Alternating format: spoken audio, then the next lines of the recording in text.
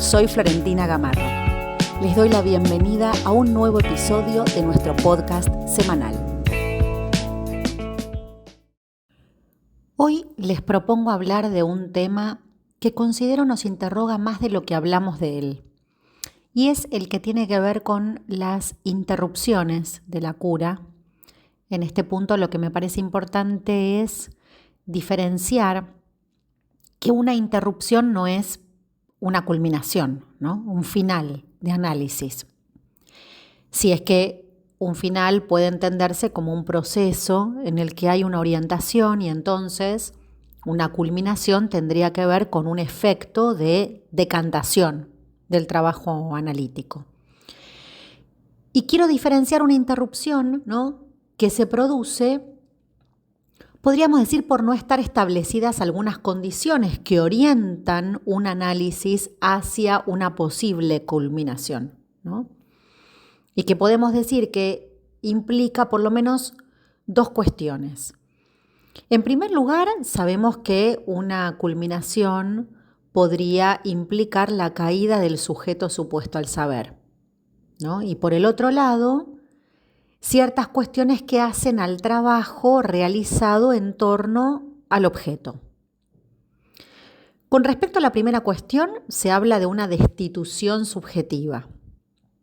Y respecto de lo que está ligado al objeto, de lo que se trata es de eso que Lacan llamó el deser, ¿no? El desser, de eso que el analista hubo encarnado, ¿no? Para que un análisis se lleve a cabo, entonces, es condición indispensable que el analista se disponga a estar ahí, se disponga a ocupar un preciso lugar, ¿no? Eso que Lacan llamó presencia del analista, esa presencia no puede ser sino en cuerpo. Me refiero con esto a que el analista es quien ocupa una posición de agente para que el análisis se desarrolle. Ese lugar es el que promueve el trabajo del análisis, ¿no? El que promueve el trabajo del análisis y del cual va a depender que se sostenga la transferencia, ¿no? Y está en relación con que sus intervenciones se dirigen a la posición del sujeto. Entonces, ya una primera cuestión es precisamente la de tener en cuenta el valor de esas intervenciones, ya que podría ser un motivo de interrupción que el analista no intervenga en cierto sentido. Un ejemplo de esto lo encontramos en el escrito de Lacan, Intervención sobre la transferencia, cuando aborda ese modo de intervenir de Freud, permitiendo a partir de esas inversiones dialécticas el desarrollo, ¿no?, nuevos desarrollos de verdad. Pero que llegado a cierto punto, ¿qué es lo que Freud no pudo hacer con Dora? Sucedió algo ahí respecto del valor y del lugar del objeto del deseo que Freud no pudo situar, ¿no? Precisamente porque algo del orden de sus ideales, de algunas otras cuestiones que harían a sus puntos ciegos, podríamos decir, incluso respecto de su propio padre, le impidieron a Freud avanzar en la dirección de un desarrollo de la verdad que ameritara situar el lugar del objeto en juego para Dora, ¿sí? Freud mismo dice que no pudo reconocer en su momento la corriente que se dirigía hacia la señora K. Si Freud hubiese orientado a Dora hacia el reconocimiento de lo que era para ella la señora K, ¿no?, quizás le hubiera permitido abrir el reconocimiento del objeto en cuestión y hubieran aparecido ciertas identificaciones en las que Dora estaba atrapada, ¿no?, la posición respecto de ese objeto sobre el cual giraba la pregunta por el deseo. Esta es una lectura. Después sabemos que específicamente con Dora hay otras cuestiones que no escapan a la problemática de la interrupción de su tratamiento con Freud, ¿no? Digo versiones que por ahí nos permitirían pensar qué sucedía en la vida del mismísimo Freud, que estaban impidiendo que efectivamente se considerara incluso que Dora estaba en una posición de ser abusada, ¿no? Entonces, digo, distintas problemáticas que pueden hacer pensar la dificultad del analista respecto de mantenerse en una posición, ¿no?, precisa, y que esto sea lo que detenga, ¿no? O lo que esté al servicio de sus propias resistencias.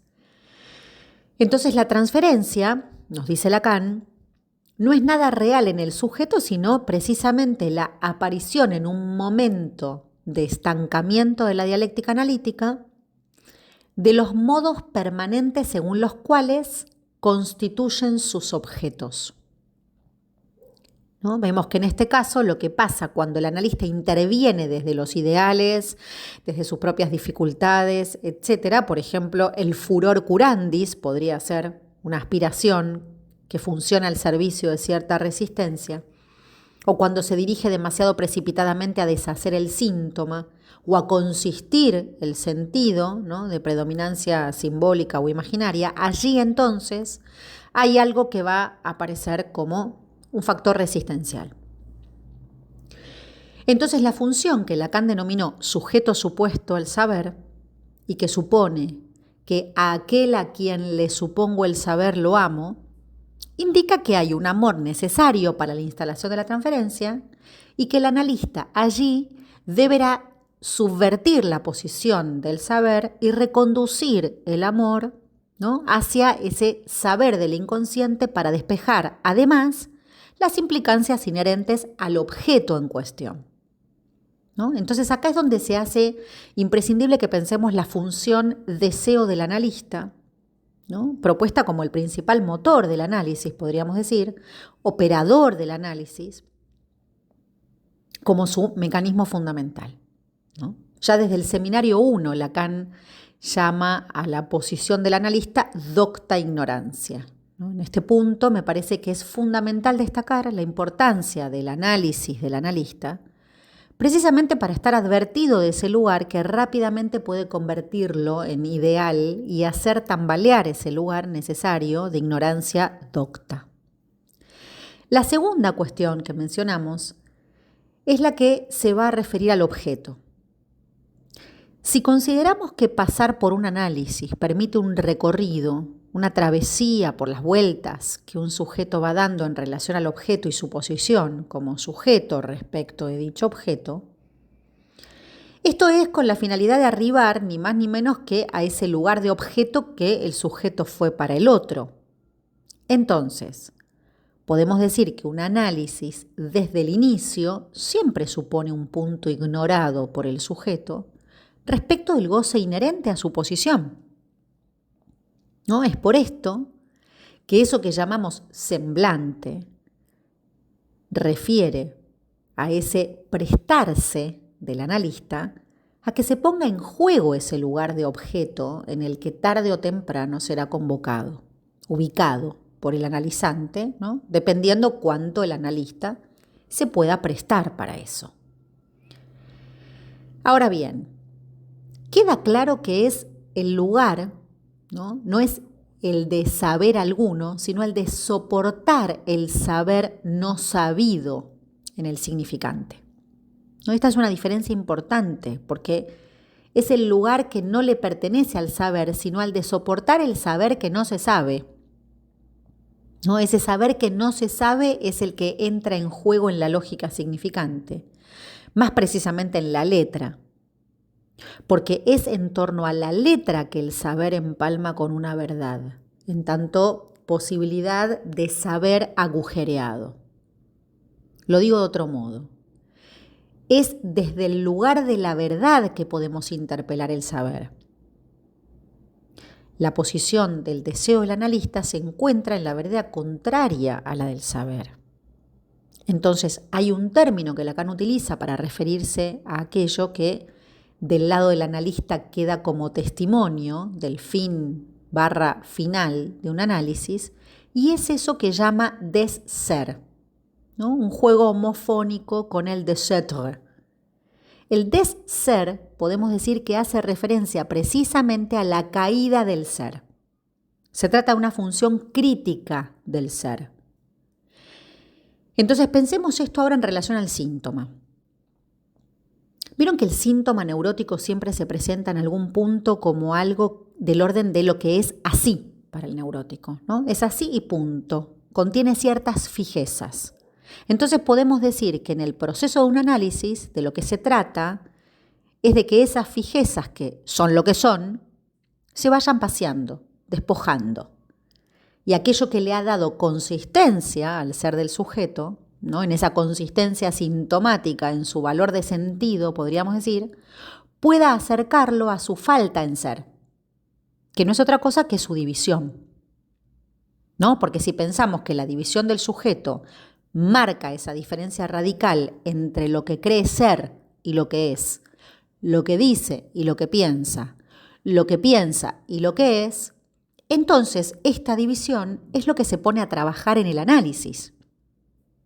Pero en la medida en que el sujeto no la plantea como división, sino como saber consistido, ¿no? Y ese saber es el que le da consistencia a lo que llamamos goce del otro, ¿no? Entonces, si la caída del sujeto supuesto al saber marca el fin del análisis, esto hace referencia a la caída del saber absoluto, ¿no? A ese saber consistido del otro.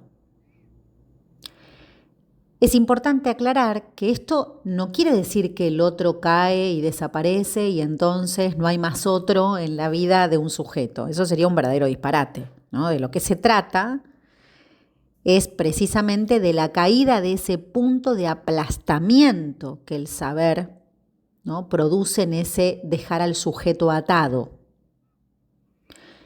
Entonces, esto que llamamos analista no puede sino obedecer a una función y como tal no puede sino desprenderse de la operatoria del discurso analítico y por el discurso de un analizante que se le dirija.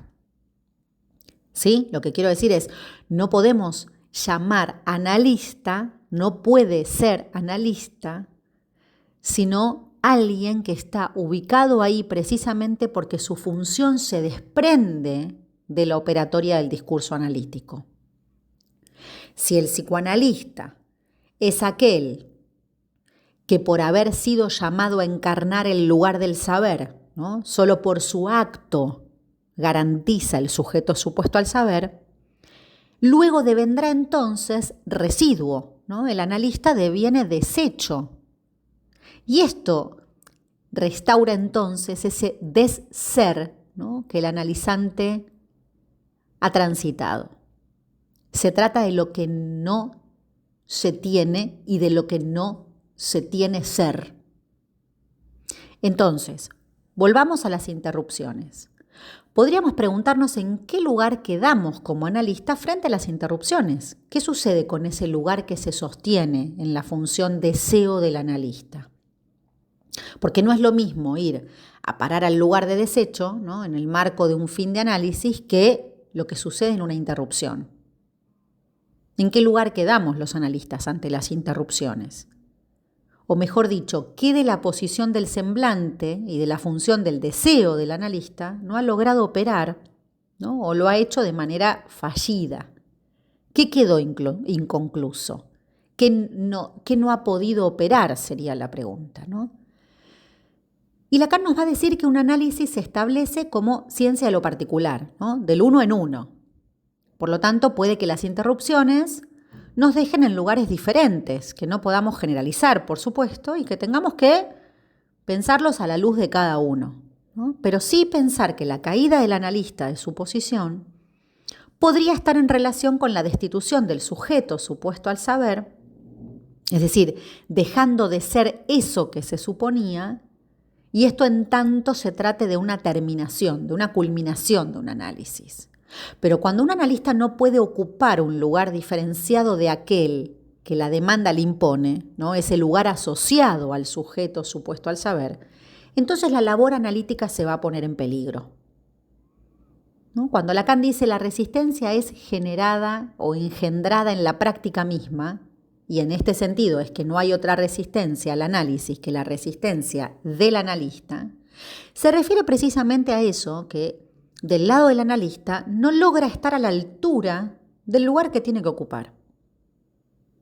Es entonces que una detención, incluso una interrupción del análisis, puede ser provocada por algo del orden de la fantasmática del analista, de su posición de sujeto, en el orden de cierta resistencia que lo corre del lugar que debe ocupar.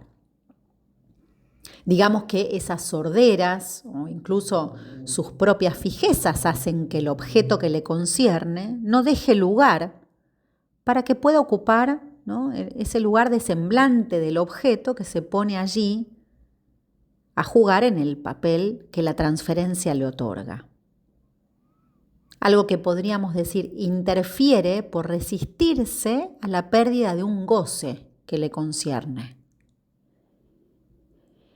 El discurso analítico nos presenta una estructura necesaria para pensar en qué consiste la eficacia analítica. Y se trata siempre de la operatoria de un en vez, ¿no? Dicha operatoria consiste en que un significante 1 representa al sujeto para un significante 2. Y de allí la condición de posibilidad para que se instale la transferencia, ¿no? Alcanza con que el sujeto esté representado para que se pueda poner a operar un significante, llamemos, sintomático, ¿no? La articulación S1, S2 es condición para que el inconsciente ponga a producir, ¿no?, lo concerniente a una satisfacción, que vaya despejando la dimensión del objeto, ¿no?, que se va a poner en juego. Esa dimensión no puede sino ser abordada en tanto el analista asuma en su posición el lugar de la causa. Los momentos en los que las asociaciones se detienen, decía Freud, están comandados por la función de la resistencia, que con Lacan esto tiene que ver con la presencia del analista. Cuando nos referimos a esta presencia, lo que allí se pone en juego entonces es la dimensión real de la transferencia, ¿no? La presencia misma del analista es una manifestación del inconsciente que se pone en relación con el objeto. Entonces el quehacer del analista en acto, ¿no?, poniendo en juego una abstinencia operativa, su silencio, es lo que va a dar lugar a que el objeto en cuestión se haga presente. Pero para esto es importante entonces volver a un punto crucial, el inconsciente del analista, que Lacan aclara, ¿no?, que no se trata de un inconsciente en bruto, sino de un inconsciente, dice él, suavizado, de un inconsciente más la experiencia del inconsciente, ¿no? Un inconsciente incluso lo llama reserva en alguna ocasión, que va a ser plausible de ser utilizado, ¿no?, para valerse de él como un instrumento. La metáfora que él utiliza ahí es la de la caja de violín, ¿no? Quizás es interesante esto para pensar la cuestión de la resonancia o cómo la trabaja Lacan en los últimos años. Pero es por esta razón que en la función deseo del analista no pueden sino estar involucradas esas marcas de su análisis, esto es, el modo en el que un analista se encuentra afectado por el propio análisis. De igual modo, entonces, al considerar estas afectaciones, no podemos negar que como analistas nos veremos siempre afectados por cada uno de los pacientes que llegan a nuestro consultorio, en cualquiera de sus formas sintomáticas. Estas afectaciones no son sino otra cosa que la relación entre el significante y el goce.